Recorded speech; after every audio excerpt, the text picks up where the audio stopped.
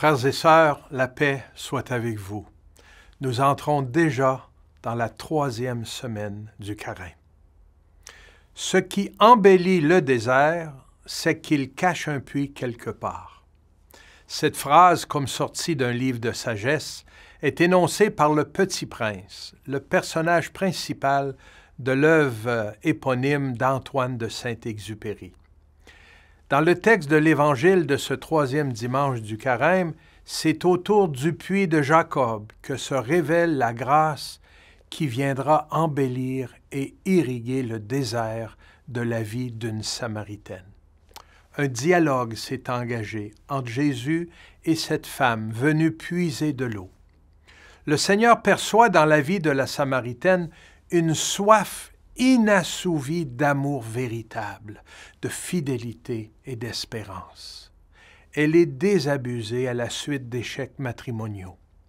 Rien dans son existence lui permet de s'exclamer comme saint Paul dans sa lettre aux Romains, « L'espérance ne déçoit pas, puisque l'amour de Dieu a été répandu dans nos cœurs par l'Esprit Saint qui nous a été donné. » Elle pourrait même s'écrier, comme jadis ses aïeux dans le désert, « Le Seigneur est-il au milieu de nous, oui ou non? » Or, sans qu'elle ne le sache encore, il est à côté d'elle, le Messie, dont elle dit qu'il nous fera connaître toutes choses.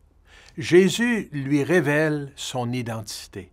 « Je le suis, moi qui te parle. » S'enclenche alors un patient processus pédagogique, comme Jésus en maîtrise parfaitement la manière. Partant de ce qui préoccupe la Samaritaine et l'importance qu'elle attribue à l'eau, Jésus passe de la métaphore d'une source qui désaltère à la proposition de la grâce qui sauve. Si tu savais le don de Dieu, et qui est celui qui te dit « Donne-moi à boire » ?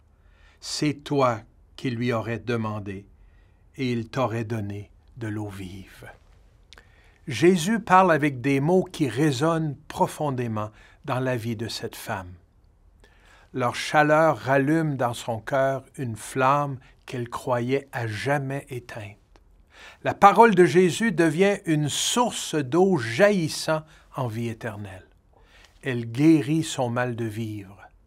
Elle suscite une espérance inattendue et elle ouvre la voie à une vie dont elle n'entrevoyait plus le sens. Ce sont les Samaritains eux-mêmes qui viennent attester la puissance de la parole. Ils disaient à la femme, « Ce n'est plus à cause de ce que tu nous as dit que nous croyons. Nous-mêmes, nous l'avons entendu et nous savons que c'est vraiment lui, le Sauveur du monde. » Cette même parole de Dieu, inspirée par l'Esprit Saint, nous incite maintenant à discerner l'effet qu'elle produit dans notre propre vie. L'entendons-nous bien? La méditons-nous suffisamment? L'accordons-nous à tous nos faits et gestes? Savons-nous goûter ses bienfaits lorsque surviennent d'inévitables zones de sécheresse dans nos vies? Apprenons, frères et sœurs, à puiser encore et jusqu'à plus soif dans cette source inépuisable d'eau vive, la grâce qui embellit nos déserts, car elle est sûre, cette parole.